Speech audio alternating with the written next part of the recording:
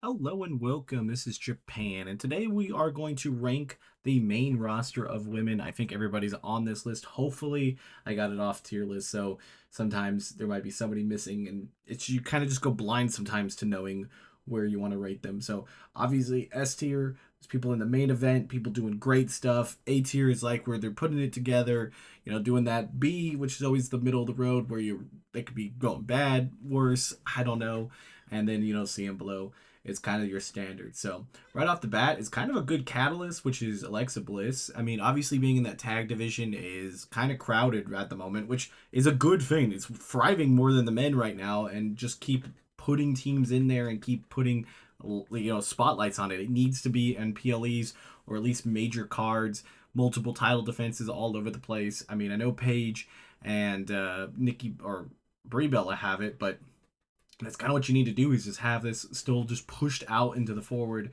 And yeah, Alexa Bliss being part of that would be good. I think she should also possibly be feuding with like Rhea Ripley or something. I could see her possibly taking her on and then failing, so Charlotte Flair steps in and reunites that rivalry or something. I don't know. SmackDown's women's main event scene is needing some work, so that could definitely help. So Alexa Bliss, I think it's put in a solid A. Gets good screen time. Pretty much what you would want to be on that next step up. Could be easily pushed to that S tier by the end of the year, or could fall a little bit. Asuka is next. I don't think they've been using her as much as they can be, but now that she's solo and no Kyrie, I think she's either really pivoted to be in some type of title picture after the Io Sky rivalry, because I feel like you kind of have to. You either put her going after Liv Morgan or you have her going after the IC champion and Becky Lynch. I think either one would be a good idea for the summer. That's a good summer feud that could get some good matches and put some legitimacy, especially to the IC title that has been on Becky Lynch's shoulder 3 times now. So I think somebody else holding it would be pretty solid, and I think Asuka could be that person. So I'm gonna put her up in A tier. Next up is Bailey. Again, another person with the tag division. I think she should get a little bit more, just time on the screen. Honestly, like she's solid. She's good at what she does, and I just feel like they always skip out on Bailey. So I'm gonna put her in B. I think she's just a step below Alexa Bliss. I don't really feel like Bailey and Lyra are gonna get that opportunity to win the tag titles at any time, and they might have some random tag matches here and there. But I really think they're being underutilized. They definitely should be one of these tag teams that kind of gets broken apart, especially if Lyra turns heel and they try to have her turn into something with that. I think that could be a decent idea. Next up is Becky Lynch. I mean, I think as a champion, you kind of put her up in S tier. She's always around that area. I think she'll hold on to this title probably going into the summer. I feel like she should lose it, maybe not Backlash because she has no match, but maybe the next PLE after that I think could be something good. Like I said, Asuka would be a good person. And obviously, if she loses that title, she could definitely be in the main event scene. And I think she would match really well against Liv. BFAB was part of Jade Cargill's lackeys, which would really put her into a different position if Jade Cargill was around, which I don't believe is even on this list. I was like, no, there she is. Okay, I was like, man, how could you miss Jade Cargill? I'd still have to probably put BFAB in D tier. I mean, she might get some tag matches. They really should. They should have the tag teams look legit by beating somebody that, honestly, they should beat easily. So that would be the person to do it. So um, I think D is a pretty fair spot for her. Then we have Blake Monroe. She hasn't made her debut yet. I mean, I honestly could see her feuding as fast as possible with Tiffany Stratton. I mean, I could also see her with Rhea Ripley, but that's a real big push. But I believe the better fin would to be with Tiffany Stratton here. It'd give Julia time to do something else if they would allow her to, and Blake Monroe I think would absolutely cook having that opportunity to face somebody like Tiffany Stratton. So I'm gonna put her in A. I think she's gonna have a big. She's a big person to put onto SmackDown that I think she's gonna have a lot of room to go.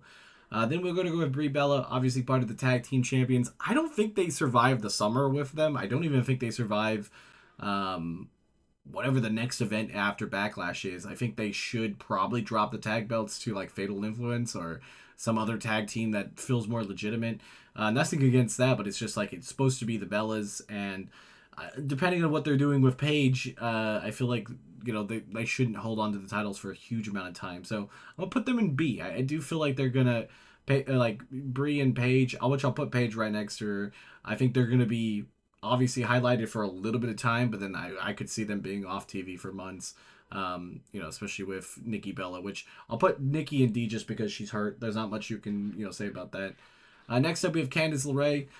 Kind of disappeared from TV. I really, not that I would want her to be released, but I'm honestly surprised she wasn't, just because, what are they doing with her and Joey Gargano right now?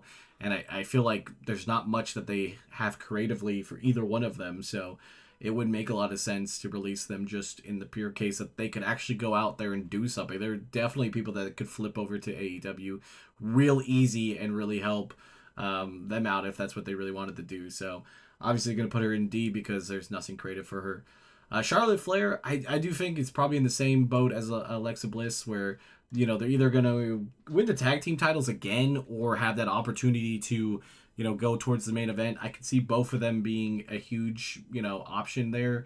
They bring a lot of legitimacy to whatever division they want, and especially Charlotte Flair just because of how many titles she's won. Chelsea Green is currently hurt. I would put her in C because I think when she comes back, I could see her, factioning up with Tiffany Stratton. They laid the groundworks for that, and obviously with no more Madam President type thing and Secret Hervison, that could definitely help her out there. Fallon Headley, I think her and Lainey Reed and even Jace, I'm gonna put them all in B because they obviously got a giant start to this, but if they don't win the tag team titles by the summer, I think like they're gonna have a little bit of a rough time. I feel like this heel faction, even like when they were in NXT, like they really just have to have success. Like each one of them, well, like Fallon Headley had the Speed title for a little bit. Obviously, Jace was NXT title. Like they had some gold around their waist, and if none of them win gold, they could definitely be falling out. So they definitely need that. Next up is Julia. I mean, her booking has been terrible. 2 U.S. title reigns that have just been awful. I love Julia a lot. She's one of my favorites, but I can't put her higher than C, and that's just me being wishful thinking, knowing that she should really probably be in D. The only thing I could say is that she lost that title just because, maybe she's going to go after Rhea Ripley, but Rhea Ripley's been on SmackDown, and there's been any type of, groundwork for that. Ivy Nile, she had a decent push here and there. She gets kind of like that momentum of like 1 or 2 matches to go do something. She pinned Io Sky for what feels like nothing at this point. So I'm just gonna put her in D. Well, I grabbed the wrong person. I grabbed Io.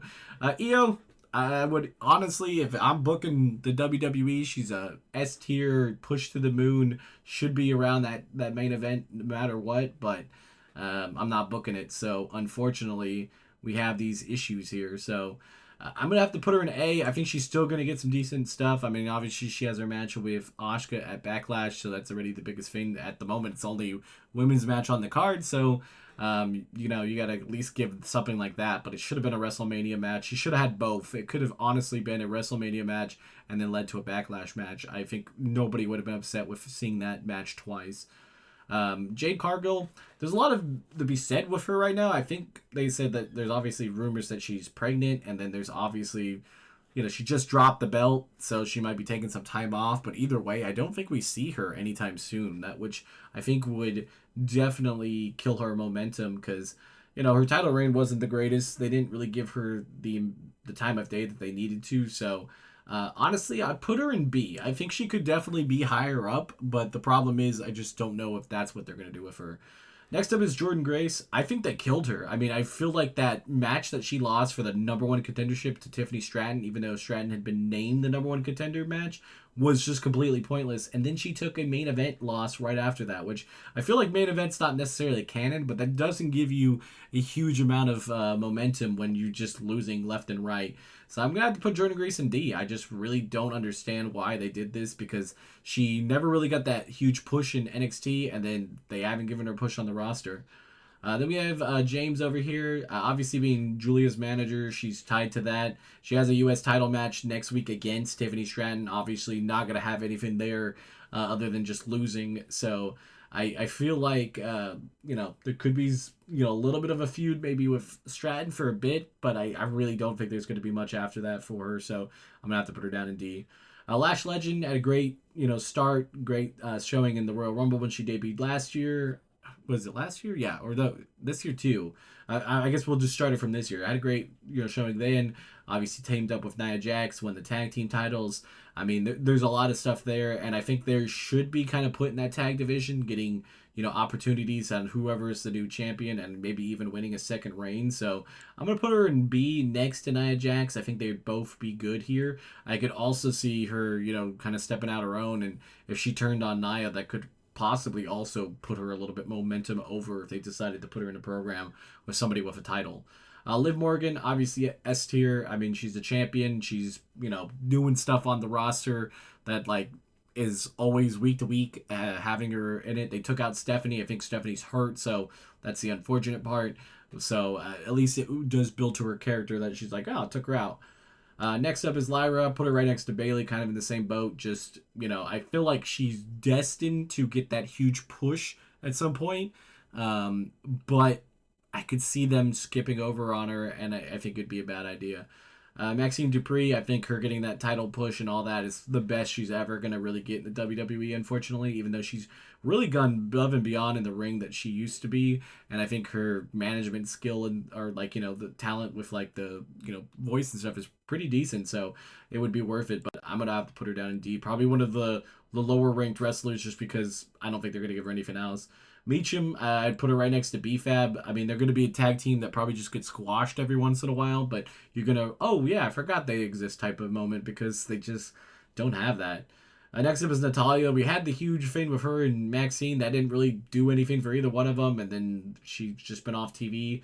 I could see her possibly like having a match against Becky Lynch or something just to give her like one title more defense, I guess, but I can't see anything else doing that, so D. Rhea Ripley, obviously S tier champion, doing a lot of stuff. It's to be told what she's going to be doing on SmackDown, but I think if they really build a couple characters up, there's a good shot that she could have some contendership and people will like it. Next up is Roxanne Perez. I think she's destined for a huge push here. I really do. I think the way that they have her kind of teasing that she might be in with, Finn and all that type of stuff. I think the betrayal of her turning on Raquel, taking Raquel out, and maybe even going after Liv. I think she should win Money in the Bank and have that momentum.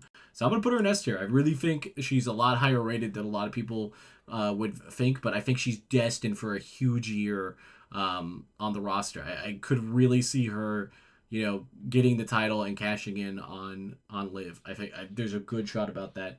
Sol Ruka, obviously should get a huge push. She should be IC title champion at some point. I would personally go, Asuka, off of Becky Lynch, and then maybe Sol Ruka beating her, something like that. I think would be a huge rub and a huge pushover, like for her.